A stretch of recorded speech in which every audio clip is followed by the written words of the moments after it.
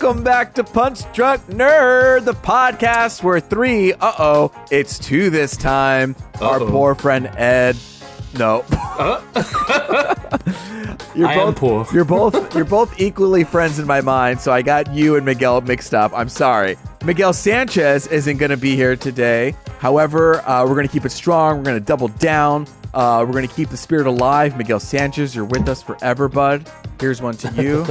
Not R.I.P., but we love you. Cheers. Welcome back to Punch Drunk Nerd, the podcast where two friends come together to talk about nerd shit. I'm Luis Gonzalez, and with me is... Ed Bull. That's right. The other one. The other guy that's on the podcast. And today we got a full show for you. We got news of the week, and we have two feature discussions. We're going to talk about She-Hulk and the House of Dragon. Dragon or Dragons? The House of the Dragon. The House of the Dragon. 2 thes in there. And then after that, we're going to roll right into what we're into. Now, we're going to jump right into the news of the week. I'm not playing around here, folks. I'm going to talk about how HBO is removing 36 titles from streaming to save on residual payouts. I mean, Ed, this is just like we keep hearing. First, it was about Ezra Miller, but now it's just insane how every time I go on Reddit or on the news, Warner Brothers Discovery is doing something to just... Something's happened. Just to blow my mind. Jaw-dropping. Slightly wonderful. Yeah, exactly. Yes. Like, jaw-dropping is a good way to describe it. Like, this is what we're doing now. Okay, I keep getting surprised by this whole Warner Brothers Discovery thing, and I feel like the news is going to keep coming. We're going to keep talking about this. But just to keep it short and sweet, they removed 36 titles. They're also removed nearly 200 Sesame Street episodes, and this is all to save money on residual payouts. Yeah. I'll just say, I mean, I see where they're coming from, I guess, but like, man, apart from like Republicans, who's like fucking with Sesame Street? You know what I mean? Like, I don't just like leave it alone. It has done so much good. It has such a legacy. Why? I wonder if it's like because they have like certain musical guests come in. That one person who was like 1, 2, 3, 4, like her fruit was. I don't know who it was. Her, and then like a bunch of artists that I can't think of right now. Everybody, so many. I mean, so many. Yeah. So I'm sure maybe that's what they're trying to like avoid paying them off because every time they air it, they have to pay them off. But it's I guess they've been going for. I mean, obviously decades, nearly 50 years now, right? I mean, surely at least. So, I mean, and to a certain point, people are going to stop watching those older episodes. Yeah. I don't know how it works, but yeah, I'm sure there's an algorithm of just like, people just aren't watching these episodes. Let's keep to these episodes. I'm sure 200 is... Yeah, but I really hate that it's not that... Like, that's the best thing about having a streaming service is that everything is available, and I don't have to go to, like, you know, dark places to get episodes or shows that I want that's no longer there. Yeah, exactly. That's no longer there. You know, I got to, when Disney Plus came out, I got to revisit all like the 90 animated shows that I haven't seen in forever. That is not, you know, you can't find anywhere. And so just to see HBO Max removing all of these shows that people may have wanted to see at some point, it's upsetting. This move is part of the Warner Brothers Discovery pending platform merge. This is a quote. As we work towards bringing our content catalogs together under one platform, we will be making changes to the content offering available on both HBOMax and Discovery Plus. That will include the removal of some content from both platforms. Crazy. I mean, I can keep rambling on. They're unsure of the date and time of removal, but the thought is that shoving these titles will reduce, obviously, residual payments.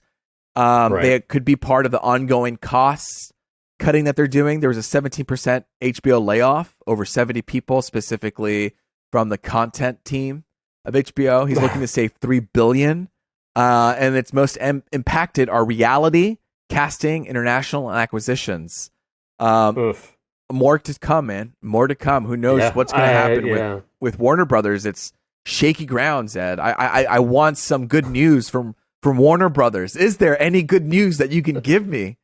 Oh, I don't know, but you know what? There is a bit of good news. Oh, okay. What is that? As you might recall, we were talking about last week.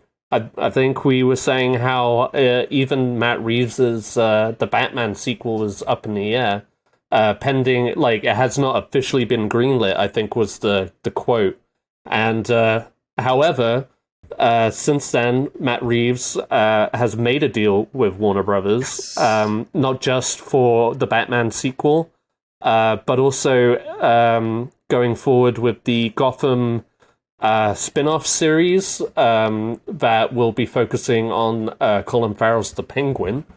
I was surprised to see that. I think I heard the Batman sequel, but I didn't know that was going to happen, especially with them cutting all these shows. I thought they were trimming it. That's interesting. I mean, either they have I don't know. I mean, Batman's success. I mean, it was a considerable success, and I feel like maybe they had something solid that they were open to. Yeah, and maybe they're willing. They're putting all their money on this universe. You know what it is? I'm getting mixed messages because they just had a statement saying that they wanted their DCEU to go back to that blockbuster theatrical space. That's why we're bringing down Batgirl. She's not going out there. We wanted it to be all theatrical released, and we're getting a continuation of something like the Gotham series. Still, even though they just said that they wanted to be focusing on theatrical stuff. So it's just, I'm fine with it, and I'm surprised, but that's what I'm getting, Well, I'll be honest, I'm not the biggest fan of these, spin-off TV series off of films. Namely, I mean, we've been bludgeoned with it from Marvel. And Star Wars. I don't think that, and Star Wars, I don't think that's too harsh a word to describe it. Literally, just the last couple of years now has been Marvel, Star Wars, Marvel, Star Wars, Marvel, Star Wars, and so I mean, I would definitely say I was among those who was just I don't think I need a TV series based off of this movie. Yeah. Even if it were to be a standalone movie, I was good with that. I would prefer that. However, if Matt Reeves is involved and Colin Farrell is involved, it's the same world building as the Batman took, and whether it builds into the sequel or is just kind of there, coinciding with the sequel, we'll see, I guess. I mean, in the fourth, but I mean, from what I understand, the Gotham, that show is actually more in or closer to production than the Batman sequel is, actually.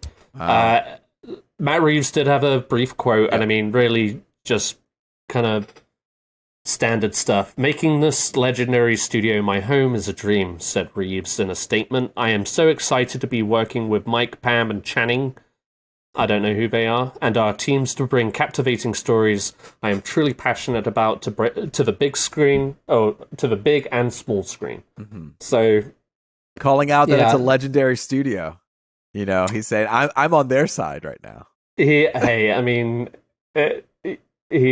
just had a boatload of good news, absolutely, I guess, in the last 48 hours. So yeah, exactly. I mean, compared to the Batgirl and all these other people that are getting laid off, and at least he wasn't in production. Yeah, and they were just no, we're not doing this anymore. So. Yeah, I'm excited about that. I for one, I mean, I feel like us three are pretty. I mean, we're fans of the Batman. Yeah, totally. I enjoyed it a lot. I've watched it probably 6 times since its release. I wonder if this is going to be a prequel to the Batman, before the Batman comes out, or if it's going to happen after the series. The series. If it's happening, if it's going to be after the first Batman movie. I imagine it's going to be a prequel. Is the vibe that I'm getting? You think so? I don't want that. I don't want that, but I think that's what's going to happen.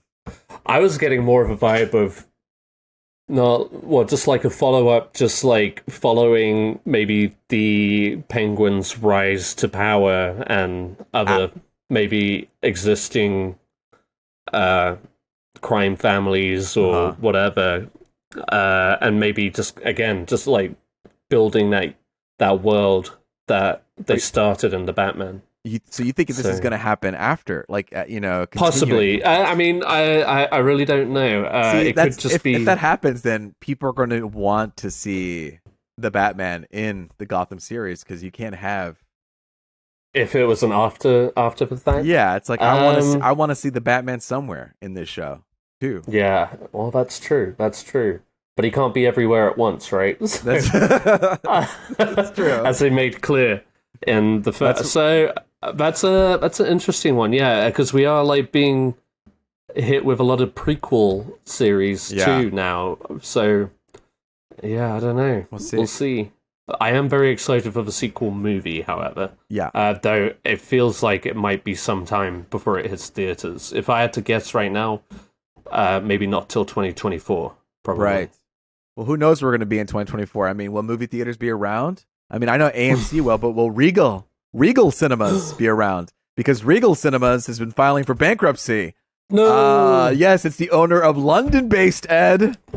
Son of a bitch. Yeah, London-based Cineworld is preparing to file, amassing in $4.8 billion in debt. They operate more than 9,000 screens in 751 locations, second to AMC. They're upset, Ed.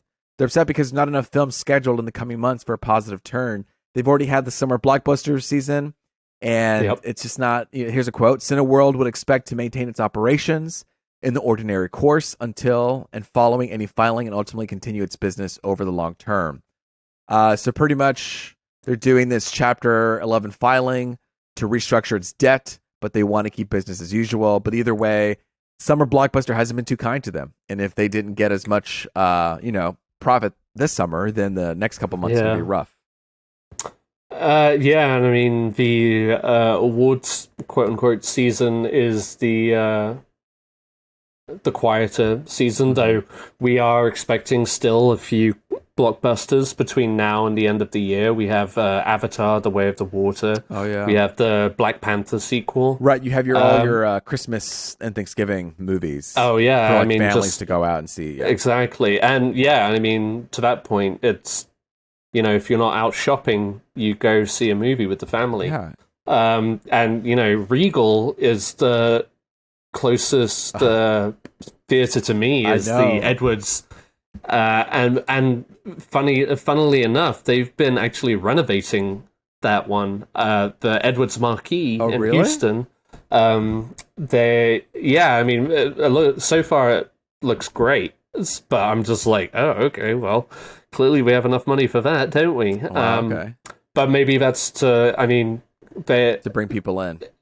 To bring people in, because it did look gaudy. I mean, when was the last time you went to the Edwards Marquee? Oh man, it's been years. But you know what I'm talking about, yeah, right? Like, it had these like terrible paintings of celebrities, and at the time they're like couples, like old Hollywood type of vibe. Yeah, right? Yeah, like Tom Cruise was still with Nicole Kidman on these walls and stuff like that. But it just was a terrible display. But so it's like they were doing about time. They're doing the what's it called? In like Rome and Italy when they put all the paintings on the wall. You know what I mean? It's like that's what they were trying to go for. That's what they were trying to go for. Oh, but good God.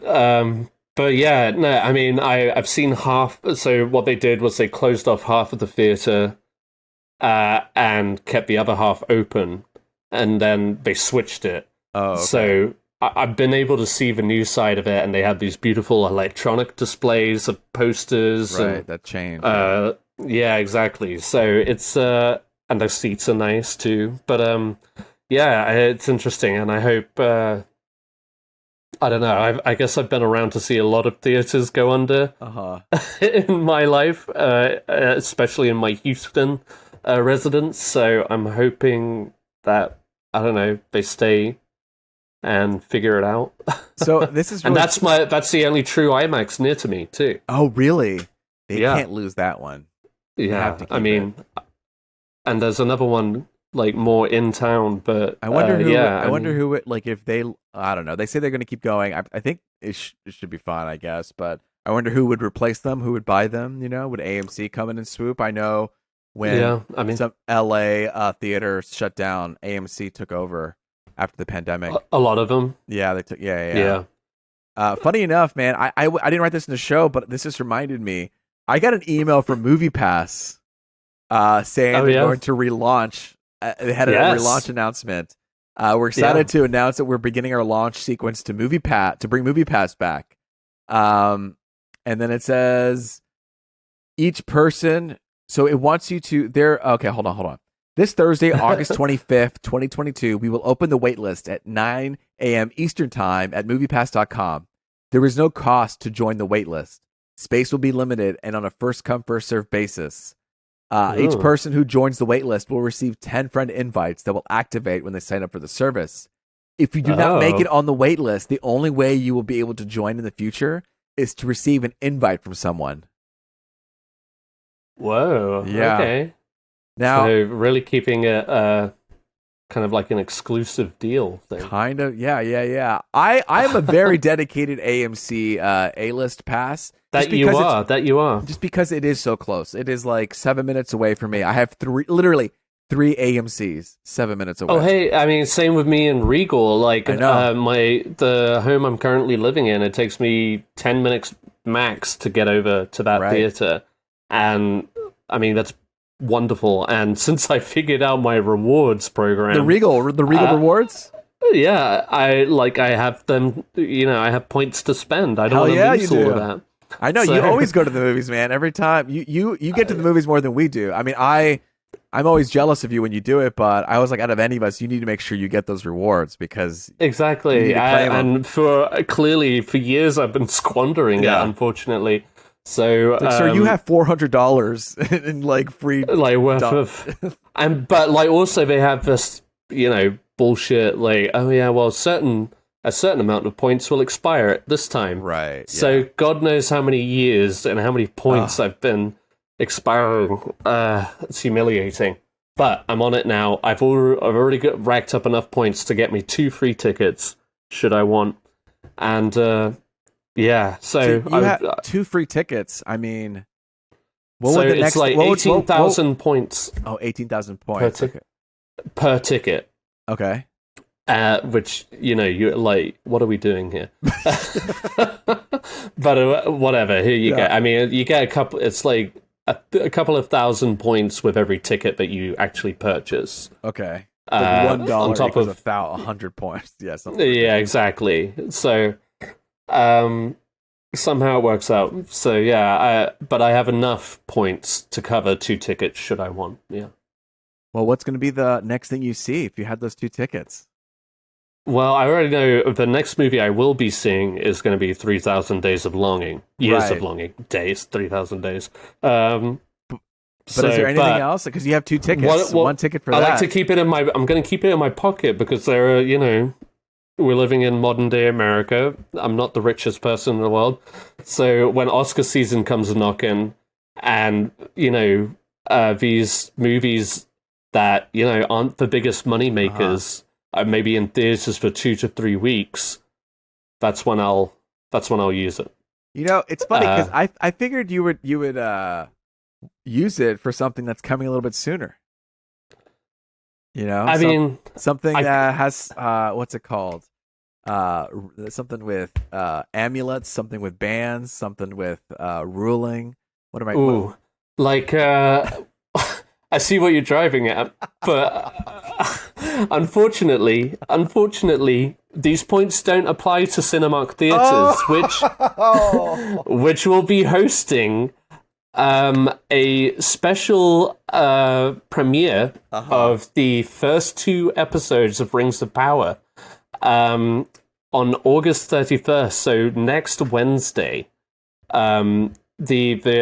The series will begin streaming on Amazon Prime September 2nd, so next Friday. But as an exclusive engagement in 200 Cinemark theaters worldwide, they're going to be showing the first 2 episodes of Rings of Power, which, between you and I, Luis, I'm going to try my darndest to try and see that if it's at a reasonable time to where I can see it before we record. Yeah. What's going to happen? I think they're going to do it at nighttime, and it's not going to be a lot of screenings. Is what I think is going to happen. I mean, it's be like 200 worldwide really narrows it down to. So I would be very surprised if it just happened to be the Cinemark at Memorial City Mall, which is the closest one near to me. So, I mean, I'm not like getting up my hopes, but I was very excited for that because I'm like each day getting more excited. I feel like I've talked about it every week for the last couple of months. I'm excited to get back into the world of Middle Lord Earth. of the Rings. Yeah, Middle Earth. Let me get in there. Let me get in those hobbit holes. Let me get in those Title of your sex tape. No, it's cool. I'm excited. I didn't watch obviously the Hobbit movies, but I'm you'd be forgiven for that. But no, it's very exciting, and we're starting to receive first reactions for this, and they have been mostly positive. Great. And above all things, just saying how just visually amazing it is. Cool. And that you should try and watch it on the biggest screen possible. So, if I do not get to see it at a Cinemark near me, I will throw up the old projector and watch it next Friday, for sure. Totally. But if you are excited for The Rings of Power, and you have a Cinemark that will be showing it, go check it out. It'll be airing next Wednesday, 2 episodes, the first 2 episodes of the season. And as in a masterful stroke by, I guess, Jeff Bezos, they're airing the first 2 episodes so that now the finale of this show will precede the finale of the House of Dragons. Well, the House really? of the Dragon, yeah. Even though House of Dragon has already started, yes, their 2 weeks is going to give them that little boost. Dude. Ahead. So good. I like a little competition. The game is afoot. HBOMax, watch out. Prime Jeff Video's Bezos, on its way, you know what I mean? Yeah, Jeff Bezos is deadly serious about this series, so I'm very excited. It's already like renewed, right? It's already set for... They have the entire series is planned. I believe they said it was 5 seasons, correct? We talked about it a few episodes ago, but they have a clear through line. Well, so it's here to stay for sure. I'm glad that we don't have to worry about it not being renewed. It's going to stick around for 5 seasons. We never know when you watch a show. You never know. Like, I really like the show. It's going to get renewed. Well, good news. I have news on shows that are going to get renewed. First show is going to be The Rehearsal on HBO that I've finally got on board. I finished it completely. And, I think that last episode, I tell you. Listen, I'm ready for season 2 already. I think it's because I'm happy that Nathan went for the fences in this one. But I want to see a season more like episode 1 where we get to see that more often. Do you know what I mean? Yeah. I think even him, when he was doing the last episode of The Rehearsal, he was like, what is going on? Like, am I just solving puzzles that I've created, you know? I know. This, like, I mean, the entire season is just like a rabbit hole. Yeah. That he put himself through. And I get it, but I also just like left flabbergasted at what they could possibly. But there, like you were saying, there's so much potential for it. So I hope the second season leans more into that aspect of the show. Either way, I trust his gut. And even, this was a wild season, and whatever it is, I'm here and the for fact that, of all things right now, that HBO is willing to invest in this show. Yes. Like, all right, okay, fair play. Nathan Fielder, like, fair play. So, I'm here for it. And then, Louise, you've been keeping up with this show. Only Murders in the Building has been confirmed for season 3 with a very special guest, Paul Rudd. Yes. I finished the season finale. It's all done now? It's all done. Yeah, it wrapped up. Great. And I was surprised when I heard the news with Paul Rudd and excited, So, season 2 wrapped up. Listen, it's great. It's got like such a good mix of good feeling and mystery and comedy, and it's nothing like too heavy, and it's got like Martin Short.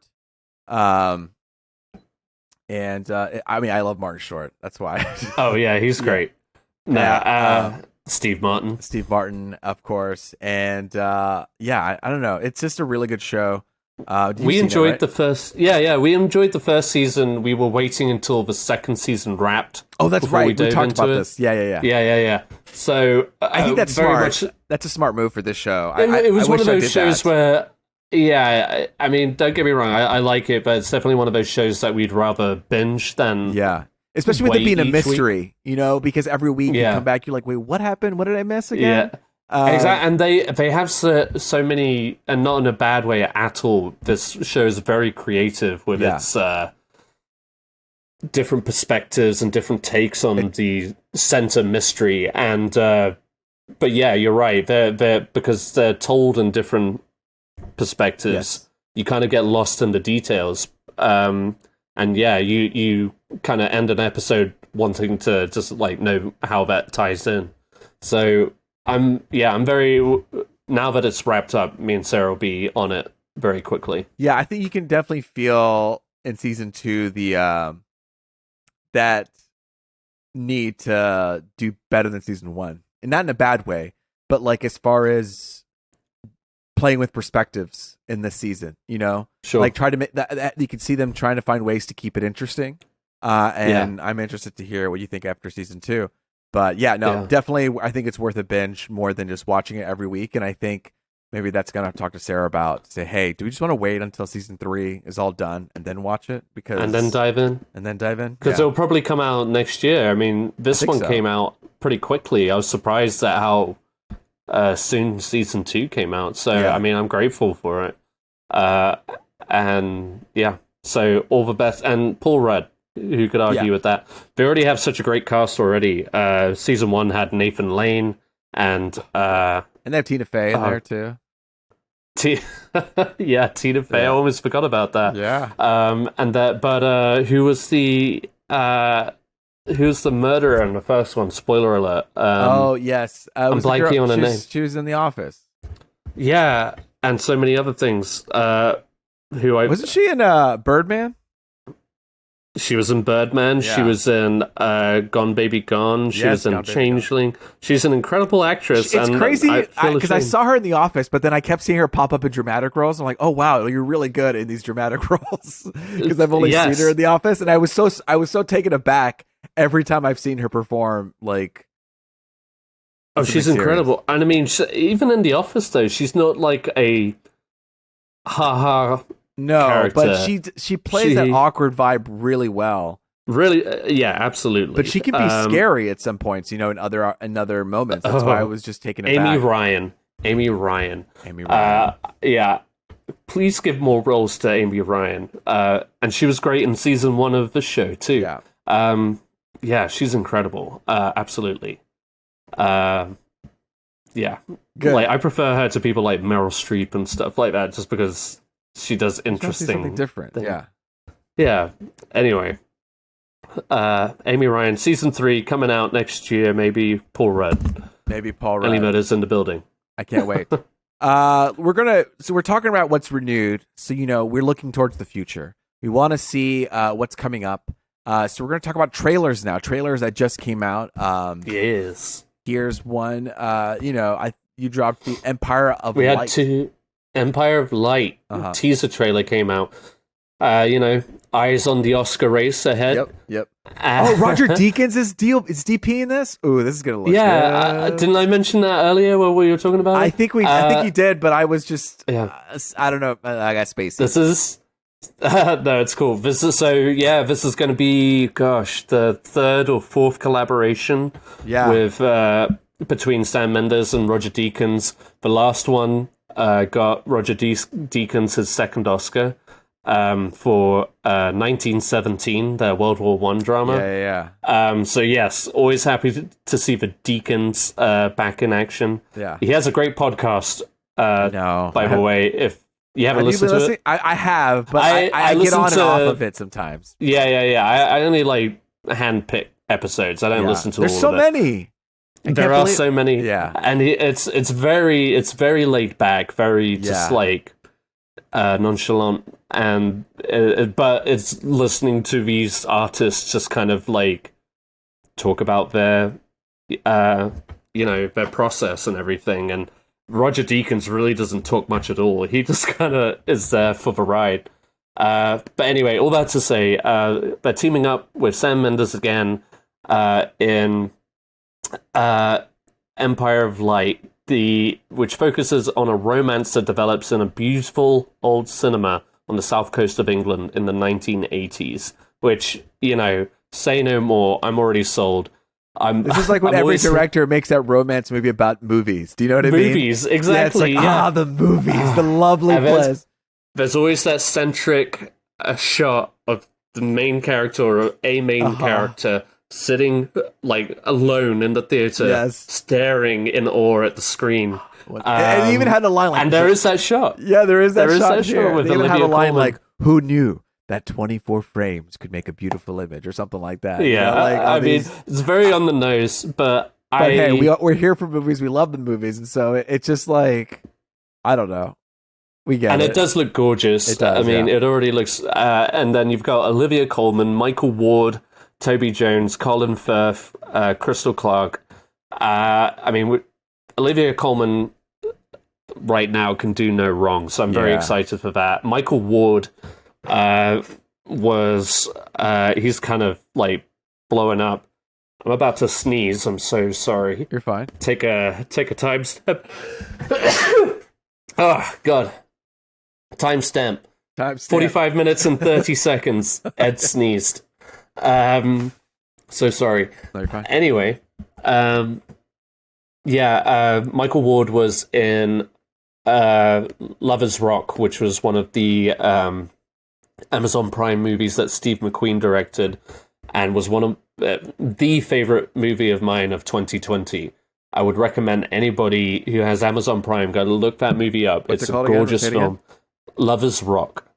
It's part of this. So he in 2020, Steve McQueen released a 5-movie series, and they were all varying in time, like lengths. Yeah. But Lovers Rock was the second one, and it's a gorgeous film. It's just very beautiful. Michael Ward is one of the lead characters. Okay. And it's only about like an hour and 10 minutes long, but it's an incredible thing.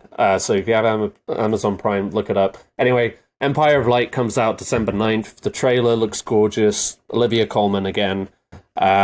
This might be one of those contenders later in the year. Absolutely. So very excited.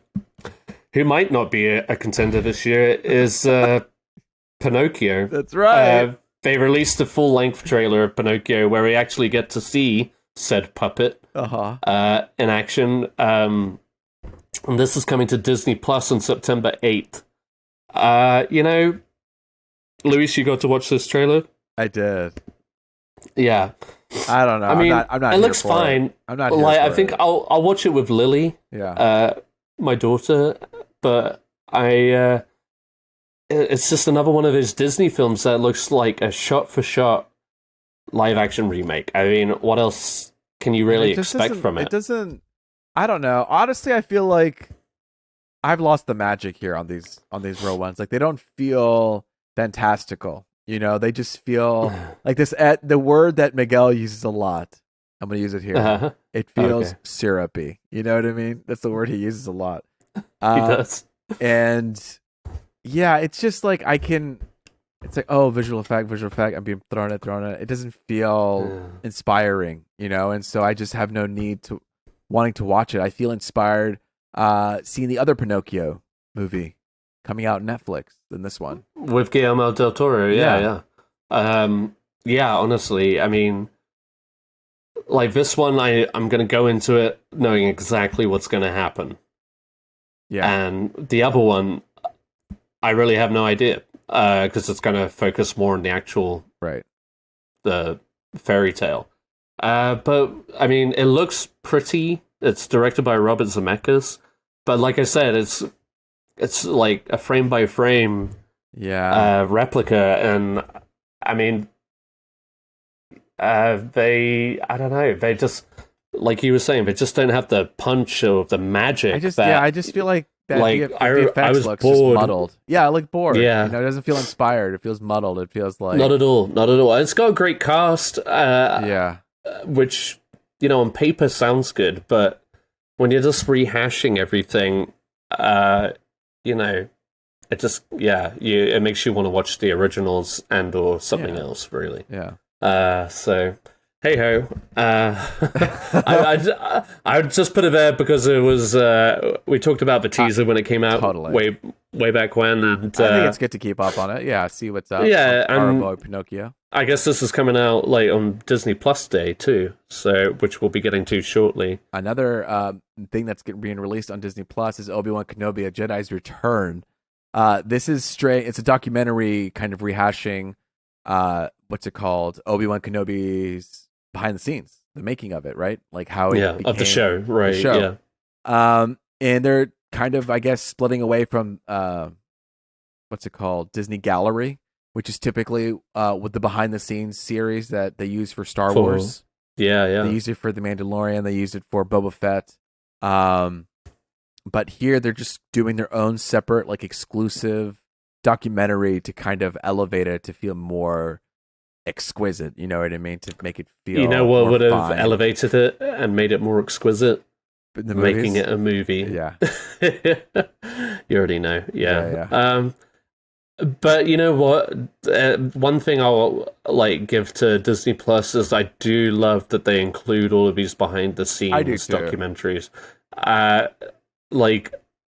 Randomly, I watched that Eternals one that you suggested to me. Yeah, the assembled one, and that, if anything, just made me fall in love with Eternals more. Yeah. So if you're ever on the fence of Eternals, rewatch the movie itself, and then go ahead and watch that making of documentary, because you get to see all the love and passion poured into these projects. It's true. You do get to, that's what I love to see. Like when we have behind the scenes for Blu-rays and DVDs. That was always my favorite thing to do. It's like, I just finished the movie. Totally. I want more of the movie. I want to see how they did it. I want to see... Right, and then see how it translated again in the final product. Exactly. So much went into this just one shot or whatever. So, it's very... So I think, just for, education or whatever, I'll probably end up watching this one because it'll be fun to see, peek behind the curtain on that show, which I think we were okay with overall. I think so. Yeah, it was fine. I'm gonna speed through these last things so we can get to our future discussion. But just a lot of new stuff. Last of Us on HBOMax first look trailer.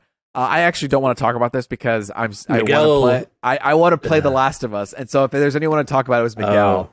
And so I didn't see the trailer because I don't want to be spoiled. I just kind of want to come into it new. So I mean, it's so minimal. Okay. I mean, it was based on. On the trailer that was already made, right? What? Oh, well, you mean of the game? The game, right? Yeah. Wasn't there like a game? No, trailer? I was just saying this trailer was compiled of a bunch of snippets that they had leading up to House of Dragons, but it was like an HBO overall promo of all the shows coming, and then somebody compiled all those shots together. Okay. But as somebody who does very much want to play The Last of Us, but also probably won't in the near future, I mean, I had no idea what was going on, so I don't think there's any spoilers. But it looks good.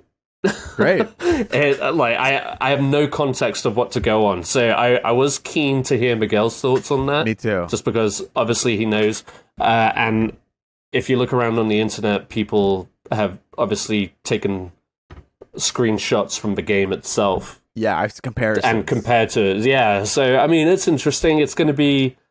I mean, I almost don't mind having an outsider's perspective because I have no expectations going into the show. It's nice.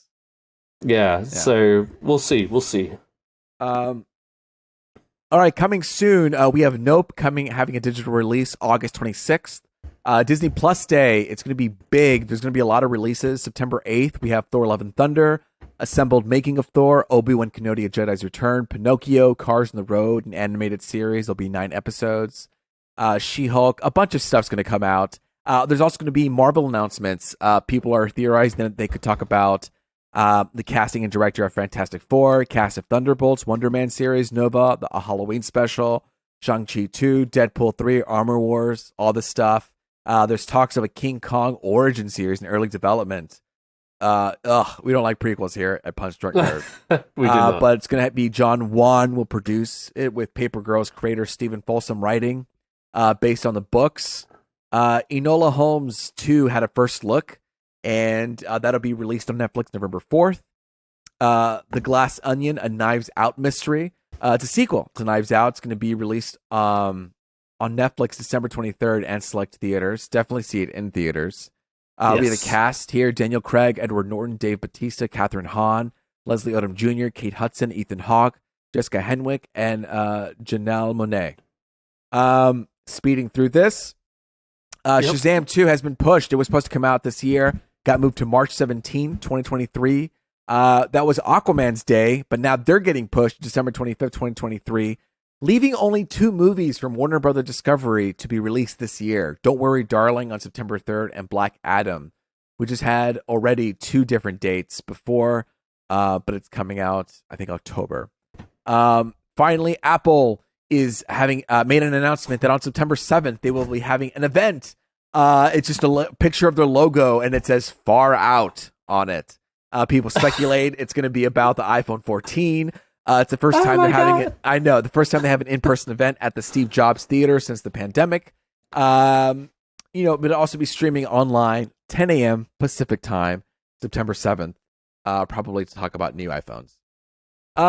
Quick, cool. So to wrap up our news section, we're obviously going to end this with some chat about the summer box office update. Ed. We're almost at the end, man. We're almost there. There's one. I mean, yeah, I'm lucky in that the final movie, 3,000 Years of Longing, was bumped up by 1 week. So it has a chance to get some money, but I'll be honest, like, the marketing of this movie has been very minimal, so yes. I'm worried that it might not make a dent in...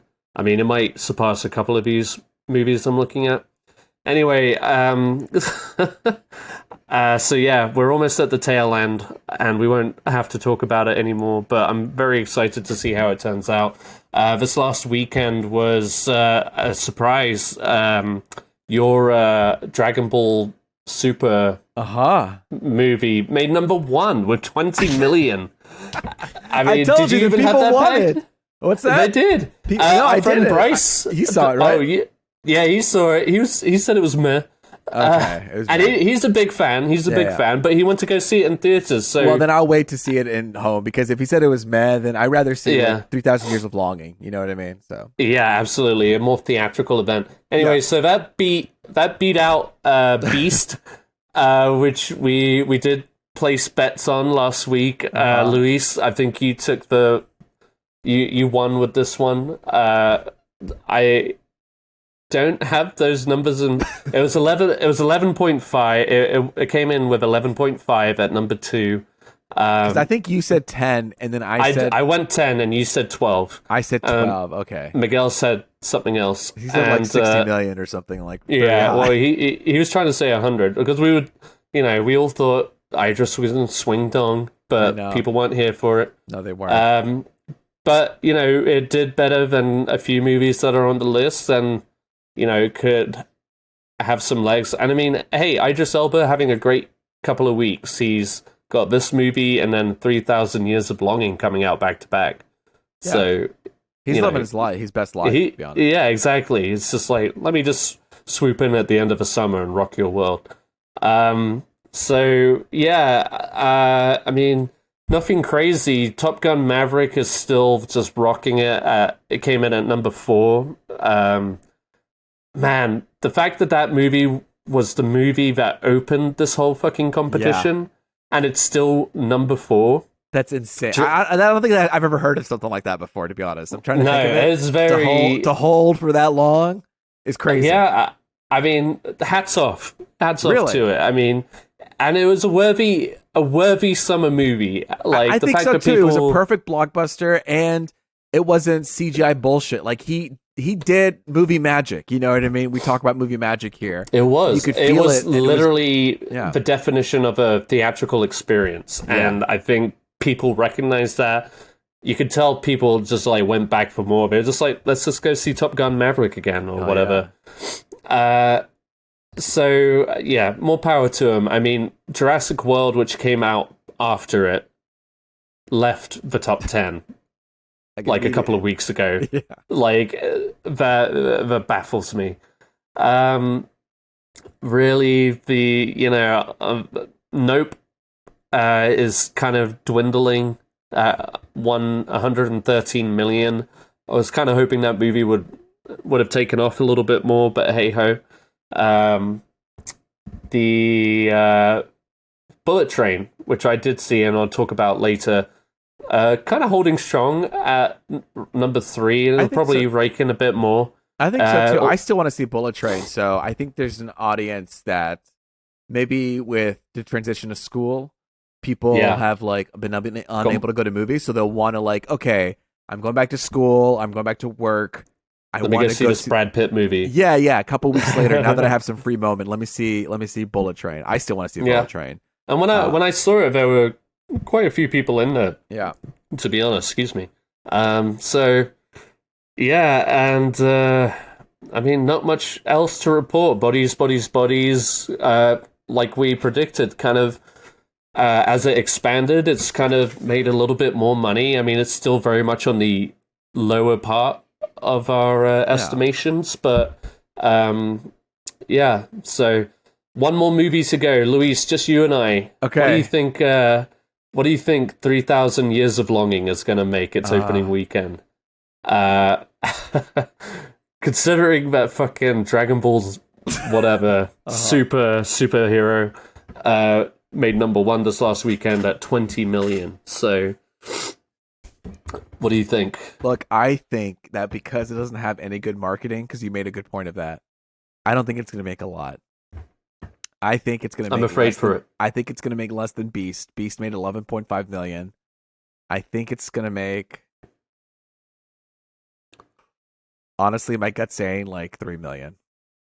Wow. Yeah, I feel bad saying that. Yeah, but that's what I'm a little bit more hopeful. But yeah, I mean, if the marketing is so. I mean, I've seen a couple. I mean, obviously, I've seen a few movies this summer, and I think only a small handful of that have actually had the trailer in front of it. Yeah, and the trailer looks great. I mean, yeah, totally. Whatever, but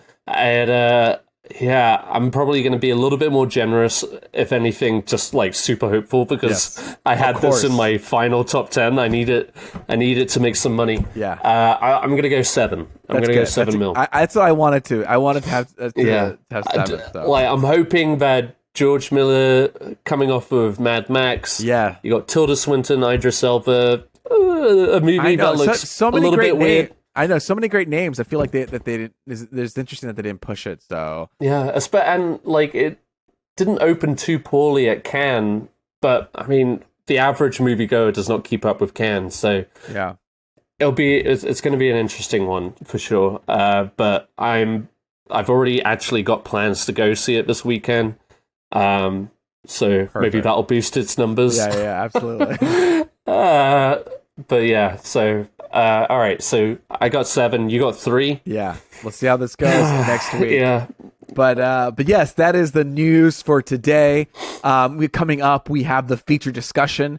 We will be talking about She-Hulk. We're going to be talking about House of the Dragon pilot. There will be spoilers ahead. So if you want to dip out, come back, listen to us when you've watched those things. Obviously, welcome again. Feel free to do that. But yes, we are going to have our feature discussion.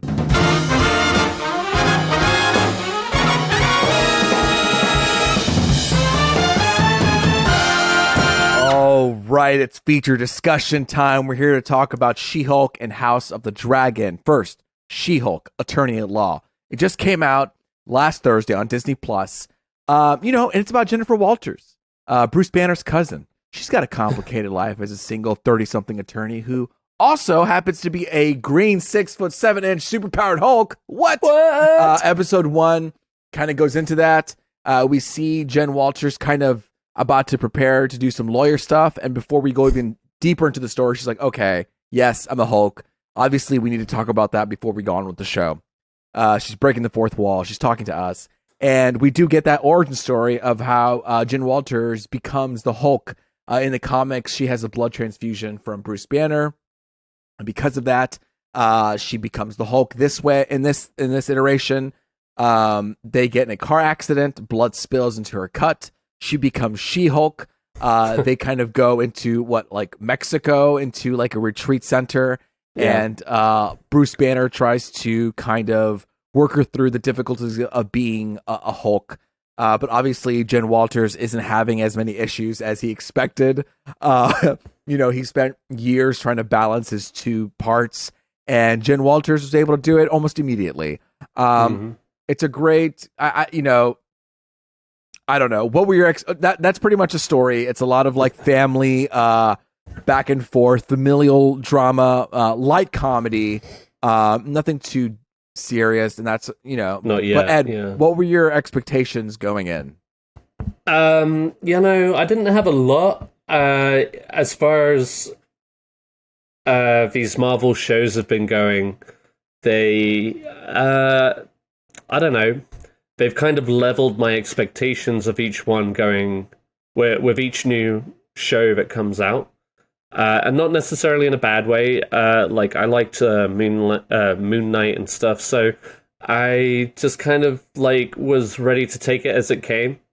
And I was definitely curious about She-Hulk and seeing what they're gonna do with it.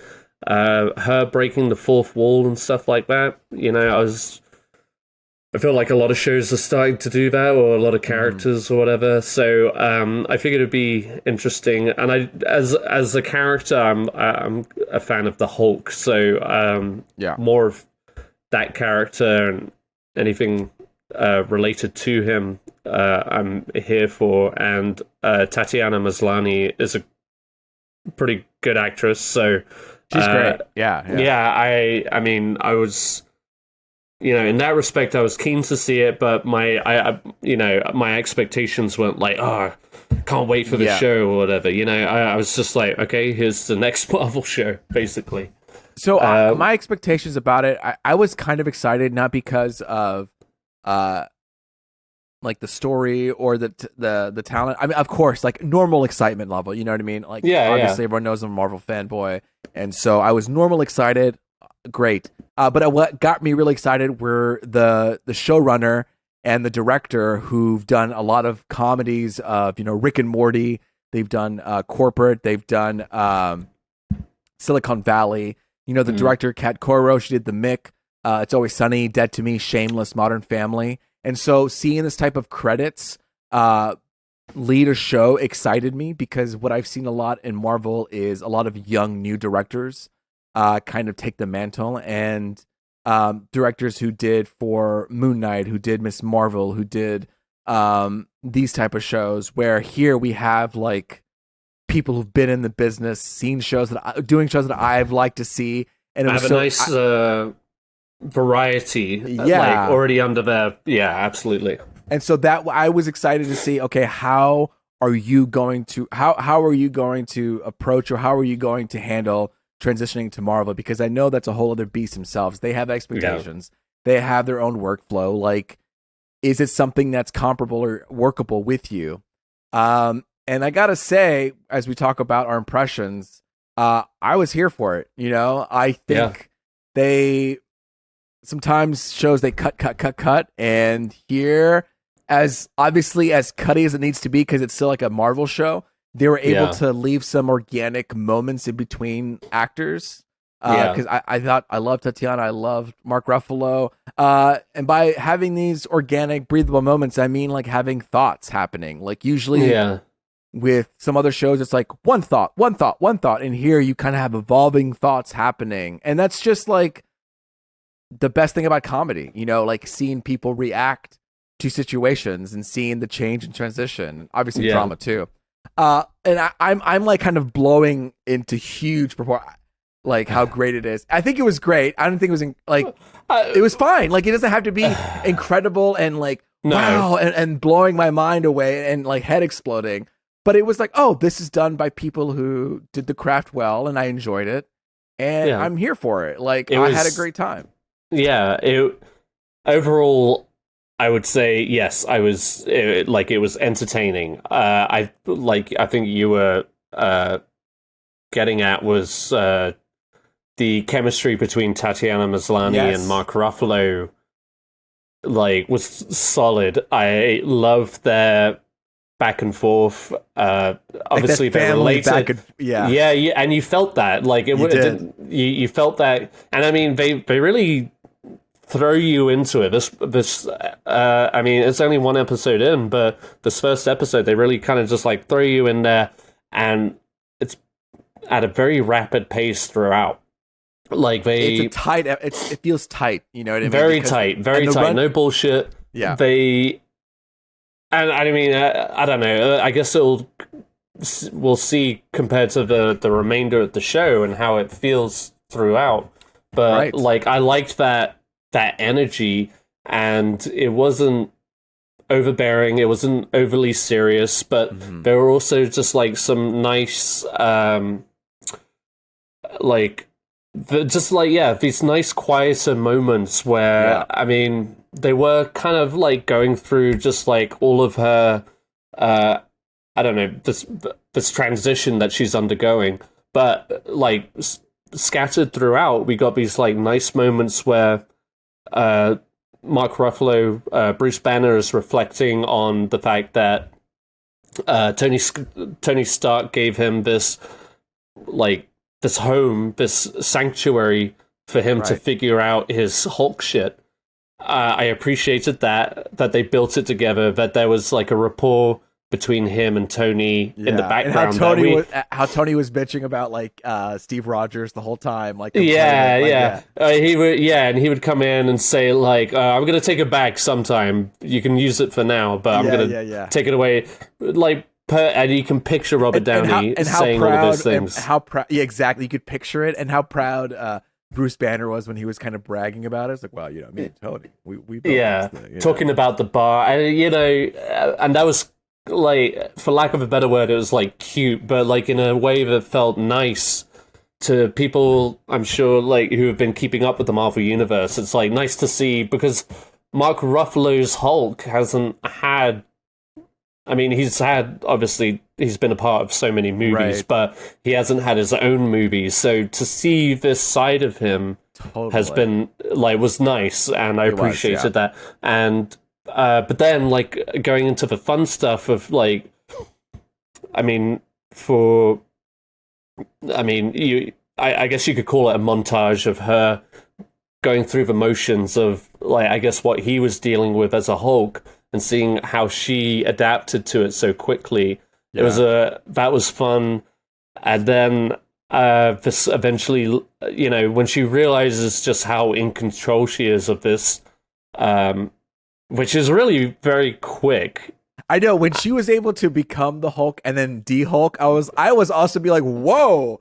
I was with Bruce Banner and be like, wait, what? You can just transform like that? And I kind of felt like, I mean, we're kind of Bruce Banner in that moment. You kind of feel like, oh, okay, so this isn't gonna be the central focus of the whole arc of this story, wherever this series is going. They're just getting it out of the way. Like, she is She-Hulk, and she has full control of her powers and capabilities. So that was definitely an interesting take, and I do again to Mark Ruffalo, like him saying like, is this jealousy I'm feeling? Because the poor guy had to suffer through what we've seen throughout the MCU is just like these most traumatic events because of him as the Hulk, and the fact that she doesn't have to deal with any of that shit. At least not yet, from what we've seen. But right, it's like not yet. Something's gonna happen, you know. Like maybe there's gonna be like she's gonna be pushed to a limit that she hasn't prepared for. It's from the trailers. It seems like she might like really become obsessed with being the Hulk because it makes her feel, I don't know, some sort of way powerful. You mean keeping it as a regular persona? or like her just seeing trailers of her like going on a red carpet on, you know, kind of showing going off on a little dates. bit. Going on, just like this like kind of new experience that she's having, and she's enjoying the new experience that, you know, sometimes when you come across new experiences that you enjoy, you might get a little obsessive, and so who knows how that'll go, because obviously this has to go somewhere.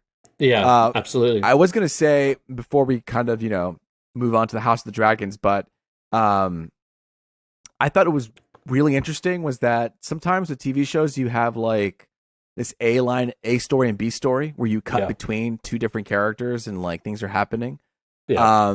Especially for comedies. But for this one, it was just the pure one A story of just like Jen and Bruce going back and forth. And I always love those because it just keeps us like focused and in the same place without us jumping around.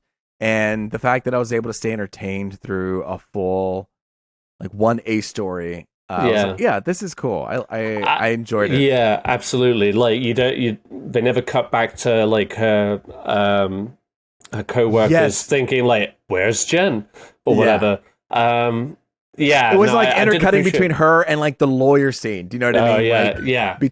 Like that could have easily happened where they were doing like present day and past day at the same time. Exactly. Like, but no, they completely committed to that.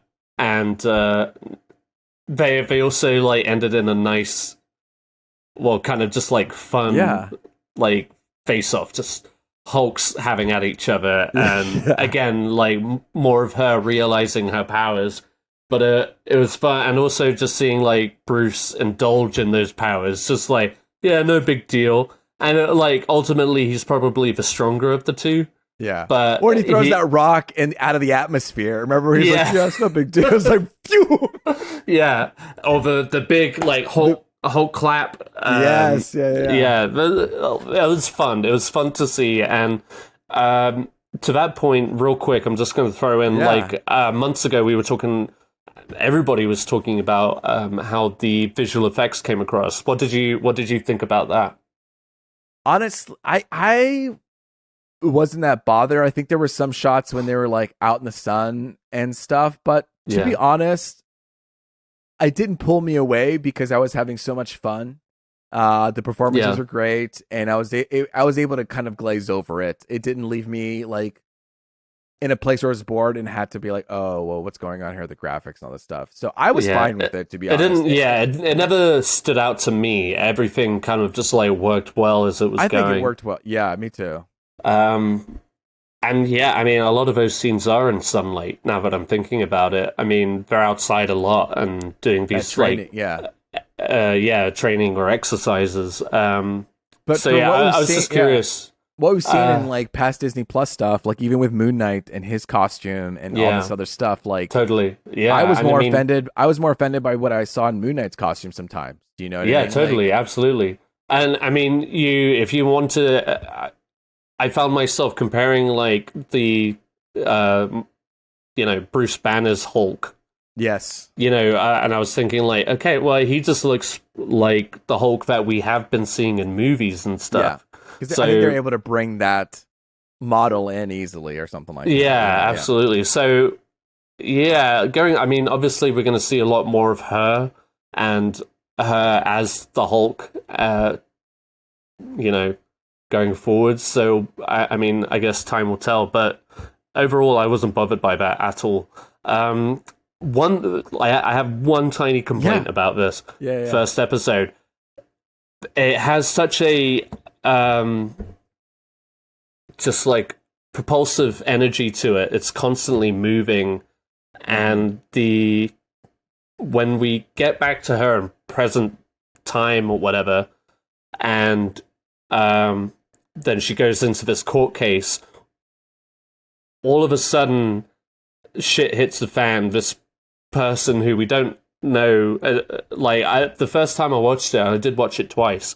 The first time I watched it, I was like, did I miss something? Yeah. Suddenly, this big action, I mean, it's not even big because it happened so quickly. There's this action that breaks out into the courtroom with this character who I don't know who it is. And she turns into the Hulk and fixes it, and that's it. I mean, basically, and it cuts very quickly. We're like, wait, what's happening again? Wait, how? Yeah. No, I feel that too. that was the one thing that, and I mean, given the energy in this episode, I can only assume that they'll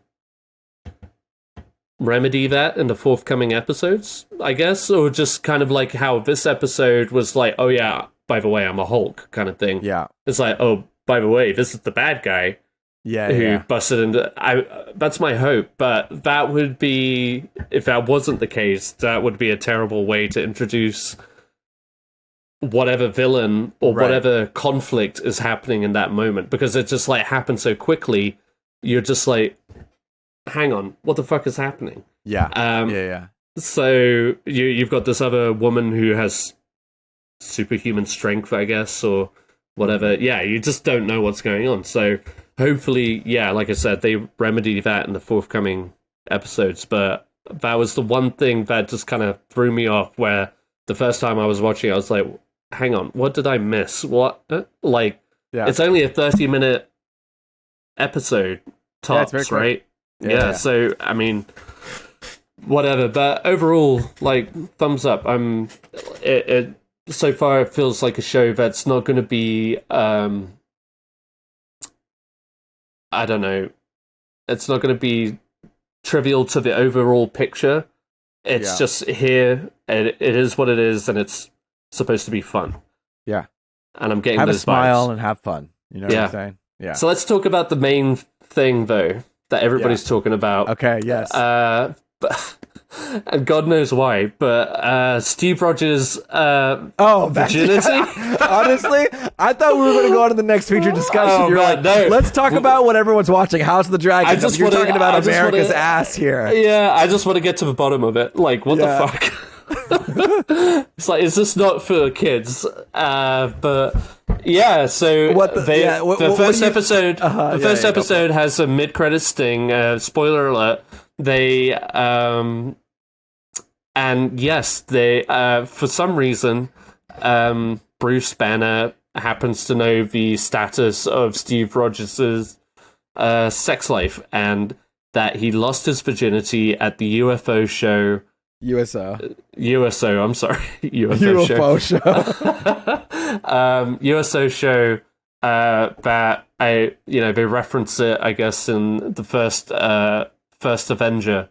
But that was just like a mid-credit sting where they're discussing it, hinted at in the episode, but like they're drunk and they're talking about it, and Bruce Banner just states, in whatever year Steve Rogers lost his virginity at the USO show. Yeah. Just like, okay. Thoughts on that? Captain America, and then it cuts, Which somebody did a montage of, like, on Instagram. I was able to see it. They showed, like, every time that Marvel has cut away from the word fuck or something like that. Yeah? Like, 8 times. I need to look that up. It was like Spider-Man was one of them, and I think Samuel Jackson was another one of them. I mean, Tony Stark had to be one too, maybe. Yeah, man, I'm trying to see if I can find it real quick. Let's see, saved. Anyway, if we have it, I'll share it on our Instagram. Yeah, but it'll be moments where every time they kind of like cut away. Yeah. So I mean, that was just like a little bizarre to me, I guess. When I started hearing like these rumors, like, oh yeah, they addressed Steve Rogers' I don't know why I keep saying Steve Rogers' sex status. It's just like, I mean, I guess I wondered. It's like one of those, like, why didn't the Ant-Man go up Thanos' anus? Right. It's like, it's a question I didn't need answered, I guess. Yeah, exactly. I didn't even know that was a question I needed. Yeah. But hey, there it is. So yeah. Well, yeah, there's 8 episodes left. As when this podcast goes up, there'll be a second one. Every Thursday. We'll talk about that next week. Yes. But yes, we have another feature discussion we want to talk about. Ed. Yes. Bum bum ba-da-dum dum. It is the House of the Dragon, the prequel series starting on HBOMax. It's going to be airing every Sunday at 8 p.m. At least Central Time. So yes, essentially, the House of the Dragon is going to focus on the story of a Targaryen civil war that took place 200 years before the events portrayed in Game of Thrones. Episode 1, The Heirs of the Dragon, aired on Sunday. It's got the entire internet in an uproar. And basically the episode, and we'll get more into the characters, I guess, but follows Princess Rhaenyra Targaryen tries to find her place within the court of King Viserys I, her father. Rhaenyra, I'll get it right as the show goes on, welcomes her Uncle Daemon back to the Red Keep, played by Matt Smith, and Viserys hosts a tournament to celebrate the birth of his son. Yeah, so here we are back in the world of Westeros, I guess, and man, I can't even remember when Game of Thrones ended, but Luis, what were your expectations going into this? Yeah, I was a little bit cautious. Yes. Cautiously optimistic with this. I wasn't really asking for a prequel show. Yeah. It obviously seemed like, we have a great show, so we want to have more shows about it. And this wasn't even the initial idea.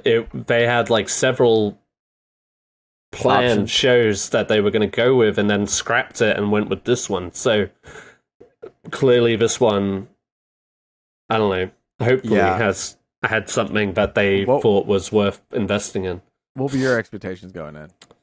I mean, same. I was skeptical, definitely skeptical, especially I feel like most of the world coming out of Game of Thrones, the final season, you just kind of, the way that show ended compared to how it started and how it went through so many seasons, it was incredibly disappointing. So I went into this with cautious optimism, in only that one of the great things about Game of Thrones is that there's such a rich history to it, or at least an intriguing one. I don't know what G.R.R. Martin has written as far as this entire thing, but obviously there's a story there, and I'm always interested to see how these things play out. Like a Targaryen civil war, they're bringing in dragons. They've obviously thrown a huge budget at this show, so for that I'm optimistic. But it's just like everything in between. What made Game of Thrones so great? I was wondering if they were gonna be able to, hit gold again. And I'm talking about like dialogue. I'm talking about the more dramatic scenes. Game of Thrones wasn't great because of the action. It was great because of the drama, and the politics and the deception, and I mean the gratuitous nudity, which I mean they seem to have brought along for this series. So I'm coming out of it, I'm still cautiously optimistic. What about you? Oh my god! Well, look, man, I was kind of disappointed. Like, I'm not gonna like. I was kind of bored. The thing, it didn't pick up until a literal the birth killing scene that was happening. You know what I mean? Ripping the baby out. Yeah. That's when things for me got a little bit more like, oh wait, what's happening now? What? Yeah. Because everything that preceded that felt like almost like they were going through a checklist. Yes, that's what it is. It's beat by beat, checklist. Like I feel like I've seen this before, and I've seen Game of Thrones. You know what I mean? But I feel like you're giving me Game of Thrones with a little bit of a twist. But this is not different enough for me, and I'm just having a hard time continuing on. I mean, I'll keep watching it, but I was doing laundry. You're not as invested as you would want to be, I guess. So I mean, I kind of feel the same way. I feel like they, at least in this first episode, they definitely had a task of just not only re-establishing that world, but also what preceded it. It's the Force Awakens. Yeah, I mean, you know what I mean? The very opening. I mean, that's a good way to describe it. The first, the opening scene where they have the voiceover, talking about the father who decided on or whatever, the process of deciding on a Targaryen ruler, felt very like Lord of the Rings-esque. And I'm not sure if that's in a good way, but like, again, they had to reset everything, basically. And yeah, it just like leading up to that point that you were talking about, it did feel by the numbers. Like, you've got the creepy Hand of the King, you've got the king who has his flaws, you've got this misogynistic world, that it's very on the nose. And I meant to say this about She-Hulk, is like, it's very on the nose about its feminist qualities, I guess. Like, and I'm not trying to dog on feminism, but just more of like, it's just like, I'm addressing this and I'm actually saying it out loud, kind of thing. They're talking about how women are, like, women's roles that are expected in this world, and then I assume we're just going to see what that becomes, because obviously it's a whole big thing. Right. So it seems like we're doing Daenerys 2.0. You know what I mean? Yes. Is what I feel. I love the story. I just think a lot of it's too on the nose, and it's playing its cards. So like, it's what's it called? It's presenting it. You know what I mean? Instead of revealing it. Where sometimes when you got Game of Thrones, you were revealing all this information, and then you had these realizations. Yeah. With here, it's like forecasting it and presenting it, and so it's not fun, because it's like, not only are you telling me what's about to happen, but I feel like I've played these beats before in Game of Thrones. Yes. That's why it feels like The Force Awakens, because we're replaying the best of. Totally. And I don't want to replay the best of. I want to go a different route. And I'd like to think it's, it's the first episode. It's like the obligatory, hey, we've got to set all of this stuff up. And then we'll become our own. This is separate. Yeah. This is, I mean, that was the same with the Game of Thrones. You had so many characters that you had to introduce all at once. And while this is a more focused story, centralized, I mean, at least so far, around the Targaryen family, and that's it. Like, we're not jumping all around Westeros, seeing different storylines. We're focusing on this one. Right. And it'll be interesting to see how that develops over time. But yeah, it's and on top of that, it doesn't have that, like, that, I don't know, that zest, that, like, that punch that the dialogue and the interactions had in Game of Thrones. At least not, I mean, they're trying. They're replicating that, and I don't know if you know or noticed this, but the director of this particular episode, who I guess is the showrunner for this season, is Miguel Chapotnik. I think I said that right. Anyway, he directed like some of the big episodes in Game of Thrones, like the Battle of the Bastards, the Hard Home, and stuff like that. So, and he did the Bells, like some of the final episodes of the last season. Right. So like, brutal anxiety. That's the brutal anxiety driven episodes, which is funny because when they were giving birth, and obviously like the night tournament, like those are some pretty gruesome, like anxiety driven scenes. I was like, oh, at least here's some life now. Like, I don't know. I just felt like, oh, now I'm getting pulled into the show, especially with that like birth thing. But even in that jousting thing, like they had a tournament in season 1 of Game of Thrones where you felt more involved with the political implications of everything going on. It felt they like were just telling you. It's like, oh, this is we're gonna do let's gore put now. gore, and it looks very nice. You know, like they've clearly put some effort into their cinematography. Everything has this like glossy look to it. You know what I mean? This is the gore portion, so now let's do gore really well. Let's make it look good. You know what I mean? Yeah. And we keep talking about it. Let's talk about that birth scene because it's definitely gotten like a lot of people upset, and understandably in certain ways, but also like in a show like Game of Thrones, you don't want them to shy away from stuff like this. I was personally, that's the point, right? You're supposed to feel like that's the thing. He's villainous at that point, you know.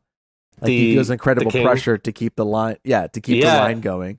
But it's like absolutely. It's a villainous thing, and the fact that people are outraged is a good thing. Like that's good. You know. And she even states the queen even states earlier to him that like, you know, this is the last one. I've had like 2 stillborns or whatever. And well, that's what I mean. Like they set it up. We're like, okay, well now she's obviously gonna like, you know, beat by beat. Because, but that scene, they set it up.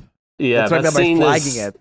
Yeah, absolutely. Yeah, it's just like, hey, if you exit down here, you'll find your brutal fucking. If you see the storyline, we're setting it up right here. We're going to take it right over there, right over there. Focus on me. Focus on me. Don't remember this character's name because she'll be dead shortly. She, and I mean, that scene played out very well, I guess. Like the moment that the doctor, if for lack of a better word, basically states to him like, "Hey, this is the Choo, Cho," and you already know just by the look on his face is like, yeah, and because of the overwhelming pressure to name an heir, you know, it's so sad. And so fucking brutal. And then only to have the realization that after all of this brutal, fucked up shit, which I was like, I mean, it's pretty devastating. Like, I was crying, not because, like, I was emotionally attached to this character, but just because it was so, brutal to witness. Honestly, man, I looked away because I was just like, this is too much. Yeah, I get it, and I had to look away and come back and see. It's intense. I mean, like even the build up to it, where he's like holding her hand and stuff, and then suddenly they remove the pillow, they pull her down, and it's just like, fuck, it's so rough. But that's his uncomfortability that he does with those other episodes, like the Battle of the Bastards and all these things. Yeah. Like you feel those feelings, like, oh my god, that just pulls you, and that it does it really well, and yeah, and I didn't go for it. Yeah, go for it. No, and I mean, of course, like all of that only to find out that the child dies moments after being born. Yes, that's an exact. Yeah, but they do it in a way where they're not like, oh, the child has died. Yeah, they do it where you're not sure what happened and what's going on. It's very subtle, very subtle. And then the next shot is just like like there's like flags waving or something, and you just see 2 bodies, and you're like, oh no. Yeah, that's what happened. And that's like that's cool reveal. You know what I mean? That's cool. Well, that scene previously, you have like the doctor's talking to the king. He's just like, "Did you guys have a name for him and whatever?" And you see it in the doctor's face. He's like cradling the baby, and then like he suddenly kind of stops and pauses. And I was just to Sarah. I was just like, "Oh no." Yeah. And then, of course, the very next scene confirmed it. And it was heavy. And then after that, it's kind of just like a steady build-up to what we've come to expect, I guess. The fallout of all of that. And, I mean, it's effectively done. I will say, like, if anything, the cast is pretty... like, on point. Like, everybody feels like they belong in this world, kind of thing. I think so. Credit to Paddy Constantine, who plays the king, Viserys. Matt Smith, who plays Daemon Targaryen, his brother, who obviously is going to be the rogue, the trouble, right? Throughout as the series goes on. He's a bad guy. I really don't like. You know what I mean? Like he really pisses me off. Matt Smith in general, yeah. Okay, well, I don't know. I think I've seen him and then something else, maybe two other things, where he was a bad guy. And man, he plays bad guy really well because I hate him.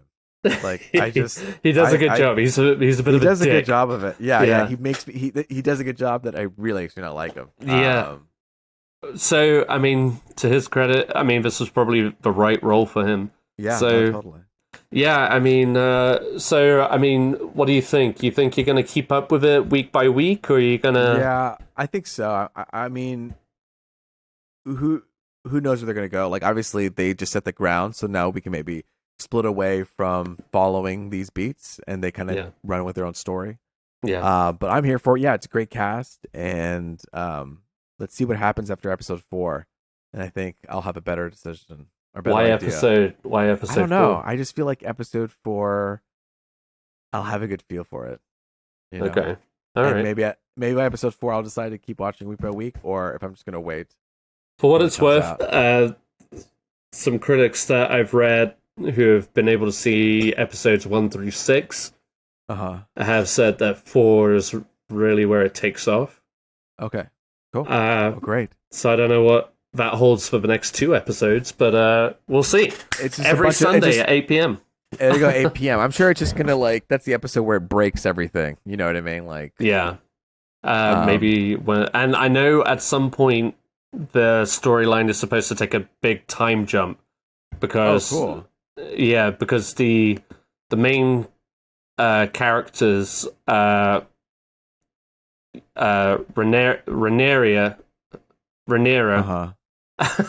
The daughter, who is named Heir at the end of this episode, played by Mellie Alcock. She, I don't know what episode this happens, but she is her character is taken over by an older actress, I guess. Are you serious? Yeah. So her character, and then Alicent Hightower, the daughter of the Hand of the King, right, played by Rhys Ifans. Wait, does Matt Smith stay the same character? Yeah, I think all the older characters stay the same, but the specifically Rhaenyra and Alicent Hightower both change because Olivia... Do we know who those actors are going to be? Yes. Olivia Cook is the one playing Alicent Hightower after this. And I did have who played Rhaenyra. 1 second. Olivia Cook. Is she related to Rachel Lee Cook? No, I couldn't tell you. Actress. Emma D'Arcy will take over for Princess Rhaenyra. So Olivia Cook, I mean, she's in a lot of stuff. Yeah, no. What's her name? Emma D'Arcy? Emma D'Arcy. She's okay, well. She's an English actress. A lot of just English TV shows, Hannah, Baptiste, and stuff like that. Anyway, so yeah, so at some point the story will take a time jump. I want to say it's like a 7-year time jump, but Matt Smith will stay the same, and Paddy Constantine and everybody else will stay the same. Just those two will age because. In this episode, they're supposed to be like young teenagers, basically. Right. So yeah. Okay. But I have no idea when that's going to happen as far as the show goes. So it'll be interesting because Game of Thrones definitely didn't do that. No, they didn't. All right. Well, everybody, that was our feature discussion, and now coming up, we have what we're into. Miguel. Miguel, what are you into? Okay, guys. Well, no, he's not here again. Obviously, it's just me and Ed. Ed, what have you been into? What have you been watching? Okay, so I finally got around to seeing Bullet Train, and you know, based off of the trailers, my expectations were kind of middling. I felt like for the premise, which is Brad Pitt is a contract hitman who, after taking a short sabbatical, I guess, tries to ease back into the game by taking on a quote-unquote easy mission by getting onto a train where he's supposed to pick up a briefcase of some sort and basically just take it and deliver it somewhere, only to find that the train is full of other hitmen, some of which are trying to get him. There's a lot of mistaken identity going on and wrong place, wrong time kind of situations. And it's got a pretty stellar cast. It's got Sandra Bullock as well as Brad Pitt, Aaron Taylor-Johnson, Michael Shannon, etc. and so forth. Anyway, so did you like it, Ed? Did you like it? I thought it was all right. Okay. I just thought it was all right. You didn't have high expectations of it, so what, did it meet your expectations and be like, okay, this is what I expected, or was it worse than what you expected? That's what I want to know. Okay, was it worse than you expected? I think I guess it met my expectations. Okay. But it never surpassed them at any point. So for a movie, so the director David Leitch, he came off of like the John Wick movies and stuff like that, which is why I was excited for it, because I thought it'd be cool. as was I. A lot of opportunities for like good action, but I was very disappointed. I say very. I just like none of the action sequences ever elevated. Like nothing. They seem like your standard fighting sequences. Yeah, and it was like that the whole way through. Oh, that's like even by the time that the final climactic fight comes around, I was very just kind of disengaged. Like I was a little bored by the end of it, honestly. I will say that Aaron Taylor-Johnson kind of steals the show. Brian Tyree Henry plays his brother. There's also Joey King and Zazie Beetz in it. And yeah, I mean, are there any like any Bad fun, Bunny too? Bad Bunny, right? Are there any like fun set pieces that, like, for example, in Everything Ever All at Once, you have scenes where the main focus is the fanny pack. Do you know what I mean? Right. It's like the fanny pack scene where they find creative ways of fighting, or like that's what the circles around, or is it just like we're shooting fighting by the numbers and then they're fighting by the numbers and kind of shot in a style that is kind of distracting from the action itself. Oh, that's so unfortunate. That's why I didn't want in this movie. I know. And because he was from John Wick. Saying, it's like I wanted clean like fight. And I'm thinking of John Wick, where there's like one action sequence would be surpassed by the next action sequence, and it would just like increasingly get better. And you think like it raises the level in each time. Yeah, you think it's just like a guy going around shooting guys, but like they get creative with it.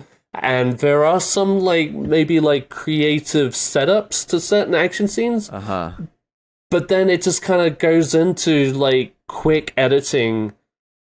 And that's bad. Yeah, it doesn't emphasize on the action. And they set up all the characters as you go along, and you can take it or leave it with each character, honestly. You never feel like, oh, this is going to lead to a great action sequence, because it never really does, unfortunately. To that point, I mean, there are some moments, like, there's a kind of sassy, quirky tone throughout the whole movie. Right. Where it's never taking itself quite seriously. Obviously, Brad Pitt's playing a character who... The quirky tone isn't why I'm here. Do you know what I mean? Exactly. Like, it's a good additional, it could but it's work. Bullet Train. It's supposed to be a fighting focus. Like, it could work if, like you said, the action balances it out.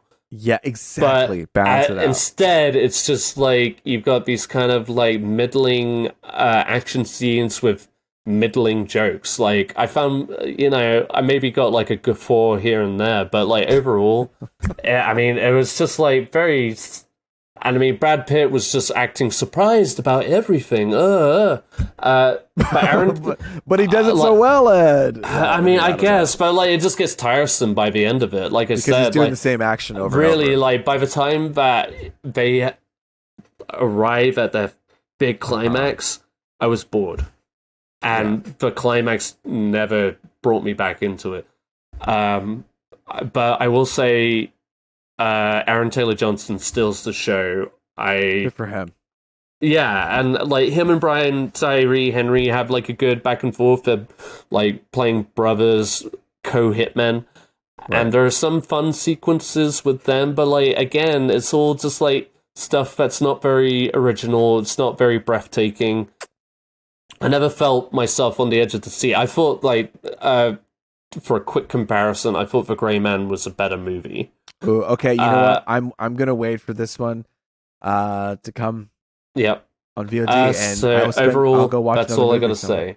Yeah, dude, that's a great. For me, I don't care about listeners, but for me, that was a great review. I'm glad that you talked about this. This really was super informative to me. Yep.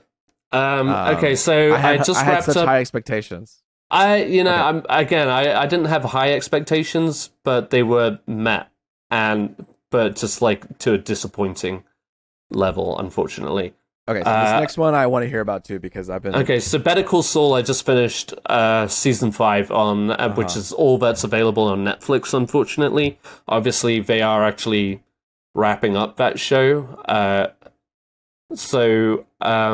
Yeah, you haven't got... You're on season 5? No, man, you're ahead of me. I think that's going to be the next one I'm going to do. Yeah, I reckon like what I've enjoyed about the show is that it doesn't have all the flashy action of Breaking Bad.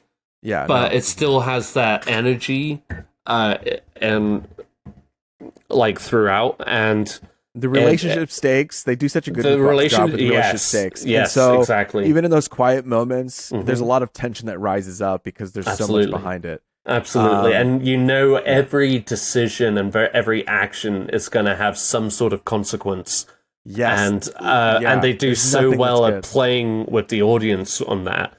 And the visuals are so creative and good in this show too. Yeah, I don't know. I just find it stunning. Where it's like, ooh, I feel something. You know what I mean? Like I always you get frustrated with the characters, but not like in an obnoxious way. You're just like, why are you doing that? And Jimmy, we've been down this road before. Like, why do you keep doing this to yourself? Why do you keep doing this to Kim? Yeah, he can't help it. It's a compulsive thing. It's a compulsive thing. But like, it's totally again believable. And then everything else that's happening around it, with the drug cartels, with Gustav Fring, with Mike, with the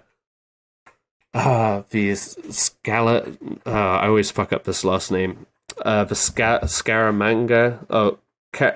Fuck me. It doesn't matter. Hector Scaramanga. Salamanca. Thank you. Fuck me.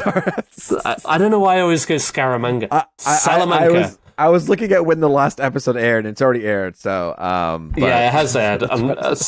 But yes. So you have the whole Salamanca storyline too, where we meet Lalo. Have you met Lalo yet? He's like his cousin. Was he season 3? I want to say season 4, actually. I think he's a latecomer. He's a latecomer. Okay, then probably not. I think it was end of season 3 or. But he's kind of like a very headstrong, very able Salamanca, compared to like Tuco, who's like just like a fucking a beast on drugs, basically. He's much more eloquent, much more sophisticated, and it plays very nicely into Gus Fring's whole struggle, and it raises the stakes without detracting from everything that happened in Breaking Bad. Like everything, you can see pieces nicely and complements Breaking Bad. So overall, I'm here for it. I can't wait for the final season. to come on Netflix or however I get to watch it. And then finally, the last thing that has taken up most of my time this last week, I finally got Total War Napoleon set up, which is by no means a new game. People aren't raving about the Total War games, but it is one of my small comforts in life. It's basically a campaign strategy game based. They have different series of it. Some based in ancient Rome. You play different situations, right? Different situations, and you can follow historical campaigns, or you can play your own custom battles. And they also have online fighting or battles as well, which I haven't delved into. But it's just like a fun pastime for me. Can you squad up? Can we together be fighting together? Yeah, I believe so. I haven't done it before, but I'd be curious to do it with somebody. Honestly, I'm down. We should do it. We have a Twitch account. I'm going to say it right now. Yeah. Miguel's not even here. We have a Twitch account. We could probably play some Total War. Do you have a Steam account, I guess? Yeah. I don't think it would be Miguel's cup of tea, but yeah, it's all who cares? Let's get him on here. You know what? If you win the summer movie blockbuster wager, that's what I can get you guys to do. You'll get us to do that. It's all well and good to think I'm a good strategist when I'm playing against a computer, but against other people, it'll be interesting to see. We'll get crushed. But no, it's a lot of fun. You develop certain methods and strategies, and the other day I played the Waterloo campaign, which is near and dear to my heart. I'm a history nerd, and so I love this sort of shit. That's so cool. It's just fun. You can, like I said, you can opt to play actual historical campaigns that are already pre-set up or whatever, or if you do your own custom battle, you can set up your army however you want. You can take a defensive or an attacking stance.